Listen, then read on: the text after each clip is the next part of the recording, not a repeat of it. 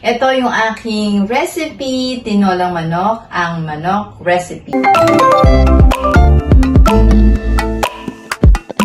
Hello friendly people! Happy weekend po sa inyong lahat. And for today's video, gagawa nga pala ako ng simpleng menu. Kung ito ay isang lutong bahay and one of our favorites. So ito yung tinola recipe. So ito yung aking gagamitin. So syempre, number 1 dyan, meron tayong chicken. Tapos, meron din akong bawang, sibuyas, siling green, luya. Ayan. Tapos, sayote. And also, yung mantika. At syempre, ang fresh from my garden, ang dahon ng sili. So, napapakinabangan na natin yung ating mga tanim. And also, yung ating patis. So, yan. Get ready for my menu. Magkukook na tayo ngayon pong weekend. Yan. Ito na yung ating mga spice. Unahin natin ang luya. Yan.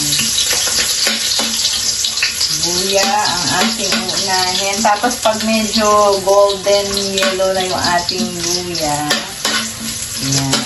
So, wait lang natin. Yung luya, hindi pwede makalimutan kasi pantanggal siya ng lansa ng chicken. Saka syempre mabango din kasi ito. Ayan. Ilang ano lang ito. Golden yellow lang natin. Ayan. Masarap kasi dito sa mga pang spice natin. Yung talagang lasang-lasa.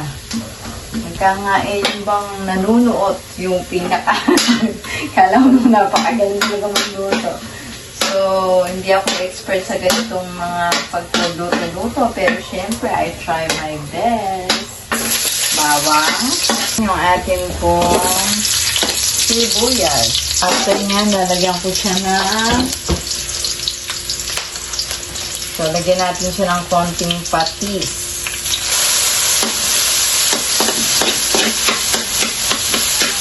After ng patis, siyempre, next natin ang tumatalbog pa yung manok yata. Chicken! Then, cover muna natin. So, there you have it. At medyo malapit-lapit ng mag-golden yellow. After nyan, lagyan na natin yung ating water. Taran! Water. So, maglalagay na rin tayo ng chicken cubes. Another pampasarap. So, lalagay ko na din yung ating gulay, ang sayote. Lagay ko na rin yung sili para sa atin pong recipe. Tapos, konting-konti na lang na pakukuloy natin. Dadagdag na natin yung daon ng sili na inani ko fresh from my garden. And so, for the last step, ang ating ingredients, lalagyan na natin yung ating daon ng sili fresh from my garden. Last, at malapit na talagang maluto. This is it, the final look for my tinolang recipe, tinolang manok and chicken recipe for weekend.